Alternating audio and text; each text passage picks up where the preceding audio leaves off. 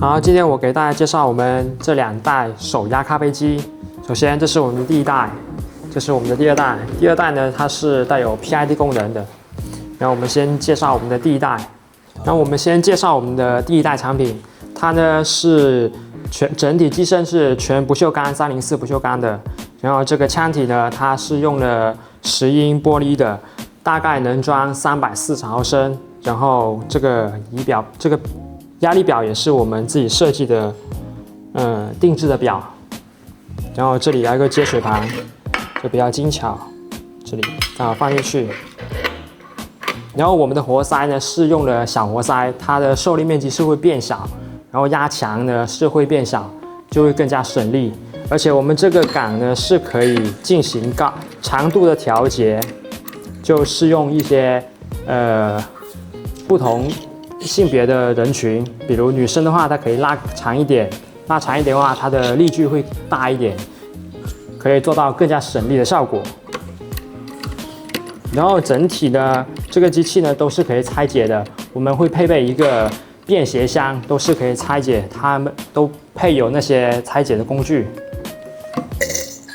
然后我们现在开始实操这款机器。可以看到我们腔体是很大的，我们加满都行，340毫升，这个水是90多度的。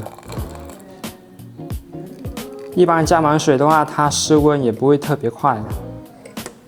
那我们先排点水。它是一个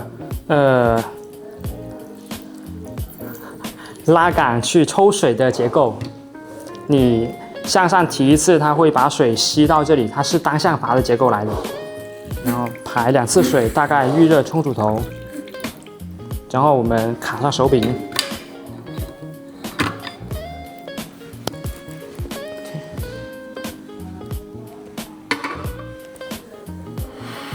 然后我们向上提，把水抽进去，然后开始睡去。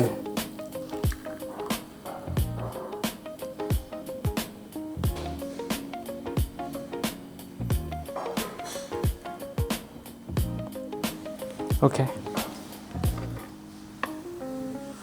萃取的油脂是很丰富的，因为它压力是可以稳定到9巴。可以看到我们压下去呢，它是很轻松，能达到9巴的。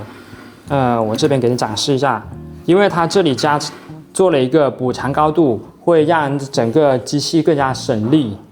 然后这个拉杆呢，这个杆呢是可以加长的，所以它可以做到比市面上所有的手压咖啡机更加省力。现在加水进去预热一下，然后看我们萃取的温度，室温多少。这个是92度的水，加满，然后先预热一下，先排下水。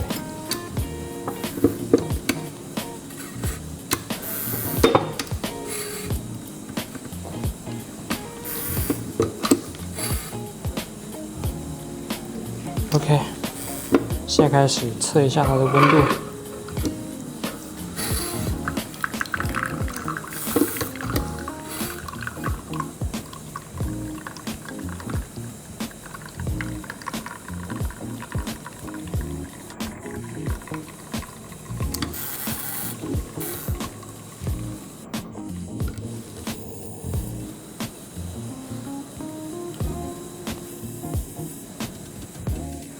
68度，我们92度、68度，室温大概20多左右。然后现在我们展示一下我们第2代 PID 手压咖啡机。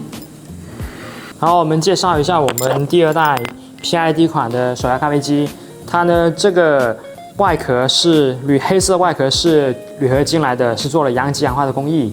然后这里呢全是304的不锈钢，然后这个腔体呢它是10英的玻璃，是耐高温的。仪表盘呢也是用了我们自己的设计，然后还有这个整个 PID 呢，它都是我们自己去设计的，它的功能是非常齐全的。接水盘呢，它后面呢是有一个自动下水的功能，然后我们的插头是用了航空插，是安全系数比较高的。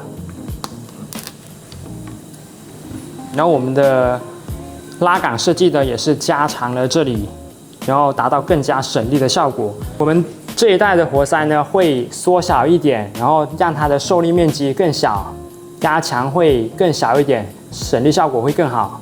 因为我们这一代的拉杆呢是固定这个长度的，不像第一代它是可以伸缩的，所以我们就在活塞上面做了一个优化。现在我们演示一下它的加热过程以及萃取过程。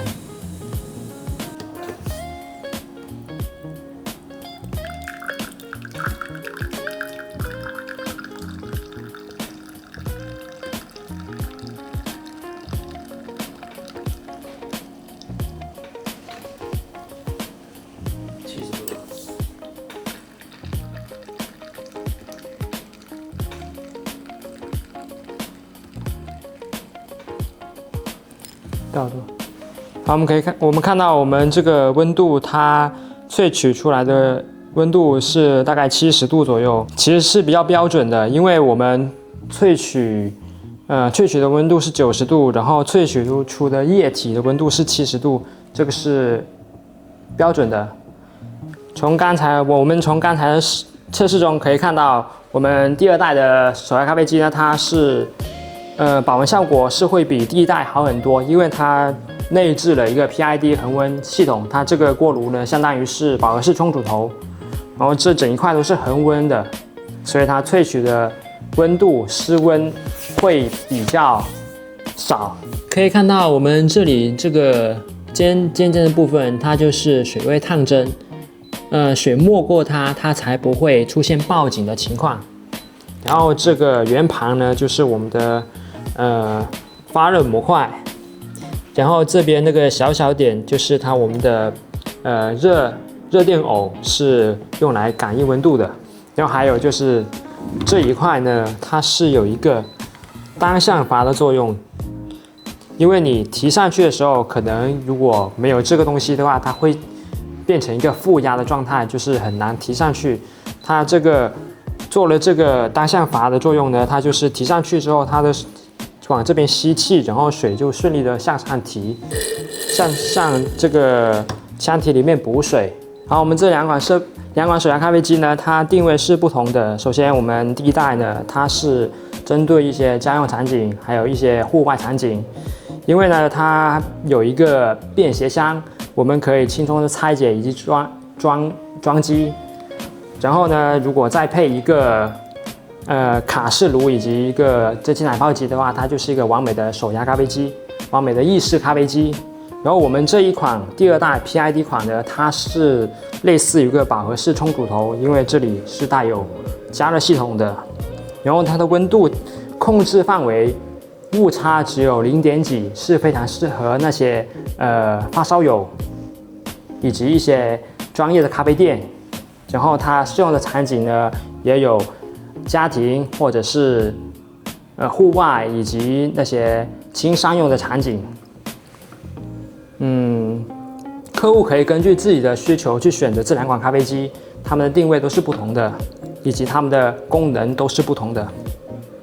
好，这期视频就讲到这里。